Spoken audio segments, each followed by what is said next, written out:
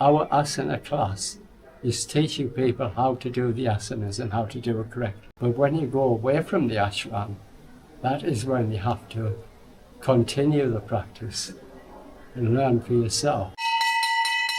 5:20 in the morning, this is how we start our daily life here at Sivananda ashram. But today is a bit special, it's Sunday, so we are going to have a walking meditation to the top of the mountain.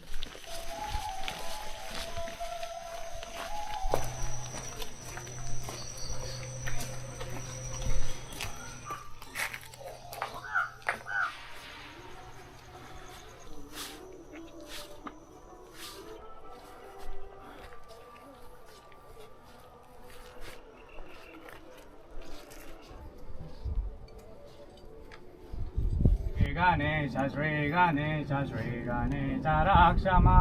Jai Ganesha, Jai Ganesha, Jai Ganesha, Mahima.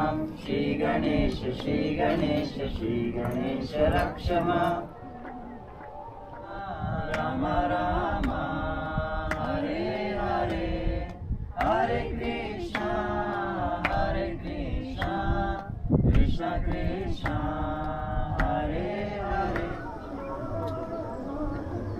2 times a week there is walking meditation, and this time we got to the top of the hill where is the Kali temple.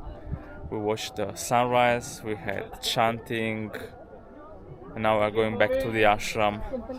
There is a bridge which we cross and then go right. The way back is so steep and you have to walk barefoot because it's a temple.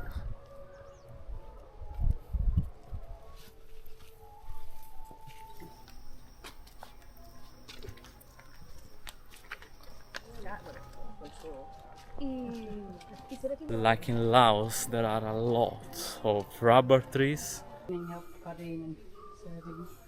What do you have today? Chai. Like always. Alright. Same as every other day. Chai with milk and sugar. Alright. Milk, no sugar. Black tea. I will have a milk, no sugar. Yes. Thanks. You're welcome. Enjoy. At 7:30 they serve tea. It's not something that you usually see in an ashram. But here there are a lot of foreigners, and we usually bring from outside a lot of habits like coffee drinking in the morning. And chai is a good transition to slow down that addiction. Turned out that after 1.5 weeks now, some changes have been going on.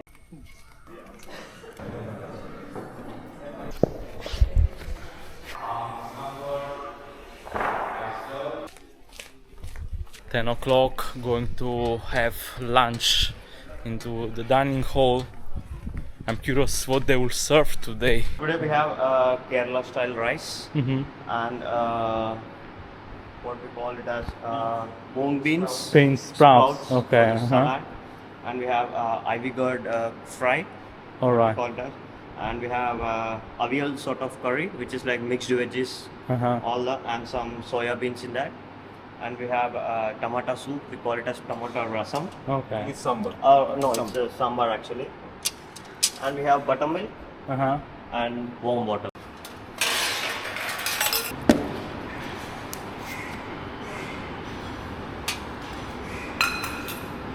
Thank you. Enjoy.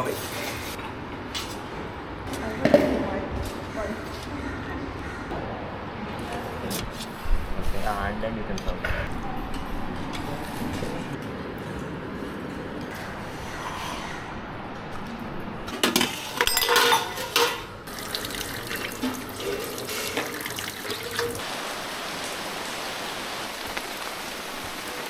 At 11 o'clock, for about 1 hour or a bit less, we do what is called karma yoga. Everyone has been assigned some activities, some duties that we have to complete daily. Somebody cleans the dorm, somebody cleans the common areas, cleans the bins, some others serve lunch or dinner. I'm making Christmas decoration because soon it will be Christmas, and I don't really know if I'm quite lucky or not. because the last time I was polishing coconuts with the sandpaper for about an hour. Let's see today. Polishing coconuts, which basically is to remove this outside layer with sandpaper. It's monotonous job, but it keeps you concentrating. You can get in a meditative state because of the repetition. You know, Yeah. all that sanding and look at it, it's still there. It's satisfying and frustrating at the same time.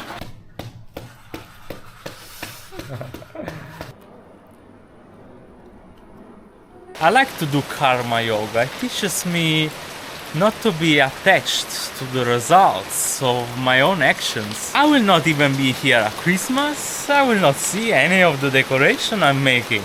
And it's good because I used to act only in function of something, of some goals. I was working for some money, or I'm making YouTube videos to improve my skills. But here with the karma yoga, you connect with the pure action, the pure state of being in action, and there is nothing else. So just do it and do it and do it, and it's really powerful because you keep being focused at the present, and there is no room for future anymore.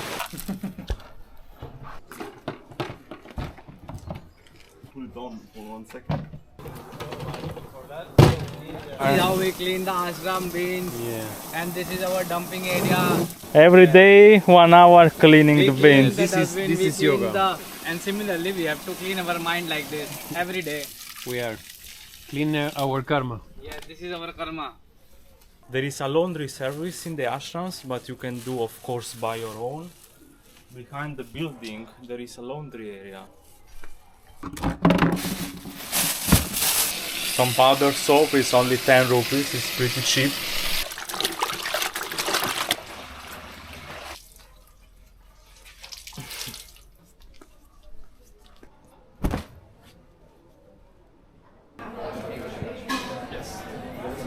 Here we are at the so-called health hut. You can get juices here, you can get milkshakes here, you can get some toast if you're still hungry after our dinner or our lunch. What are you going to take? I'm gonna get a carrot juice. Oh, I was thinking the same. Yes, please, and one for Vladimir. Yeah. Thank you. Cheers, enjoy. Thanks. How it is this juice? It's super good. It makes boom in my head. Cheers. Cheers.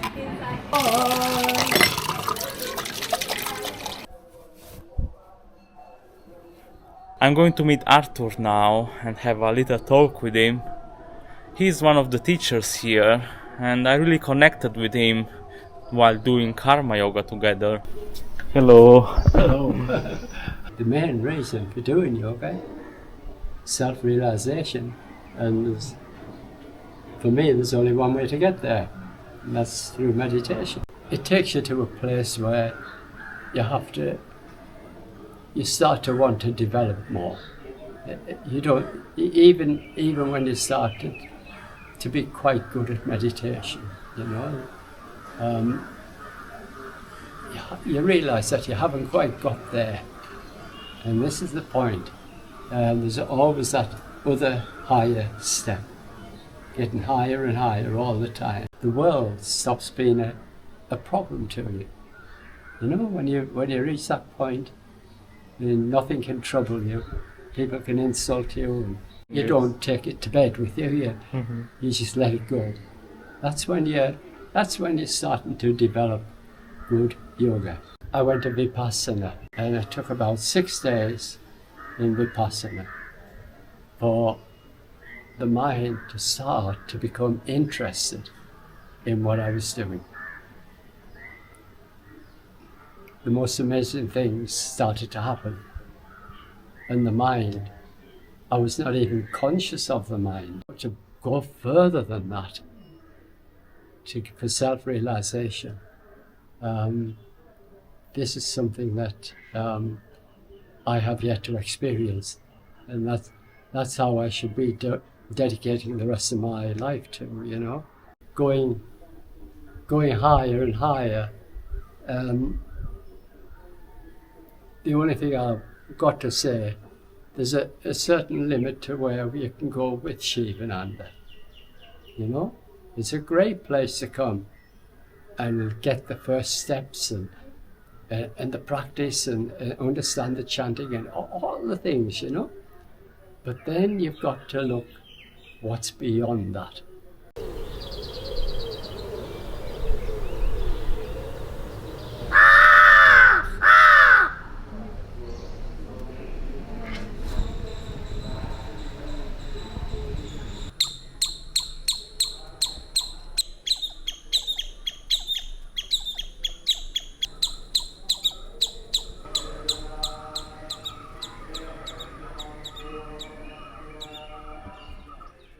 2 o'clock, right before the second asana classes of the day.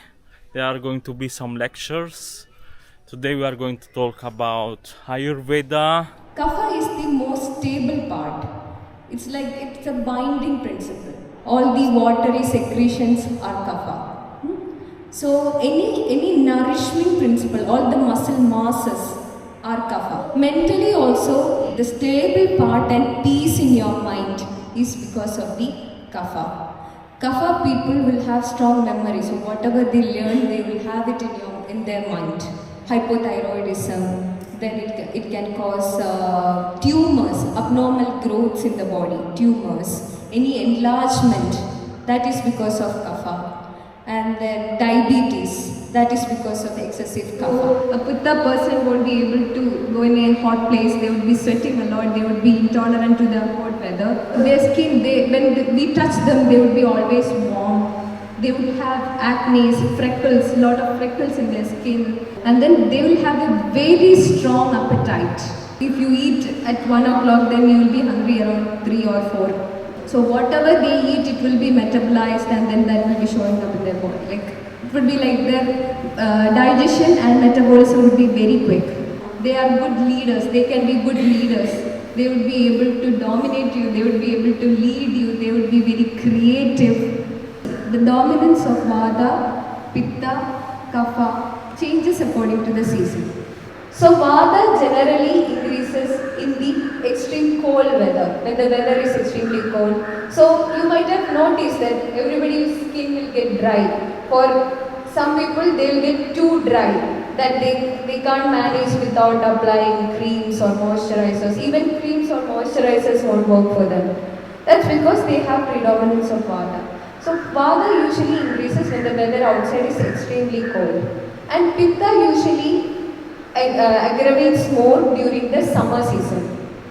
That's why Pitta people, person who already have excessive Pitta would have even skin rashes and prickly bumps, and then they'll scratch the skin and bad odor like sunburn, all these things. Some people tend to get more during the summer season. Living in an extremely cold place. But you are having Pitta related problems. For example, the gastritis, acid reflux, inflammation all over your body. At that time, you should follow a Pitta diet, Pitta balancing diet, irrespective of the weather outside. Otherwise, if you don't have any issue, you should follow the Vata diet. Cold things increases Vata. Cold, bitter, astringent taste increases the Vata. So usually, Vata increases more in the night. That's why you get more aches and pains during the night time. And Pitta is predominant during the daytime. And Kapha is predominant during the early morning or morning times. That's why you have sneezing, congestion, lot of mucus, mostly in the morning times.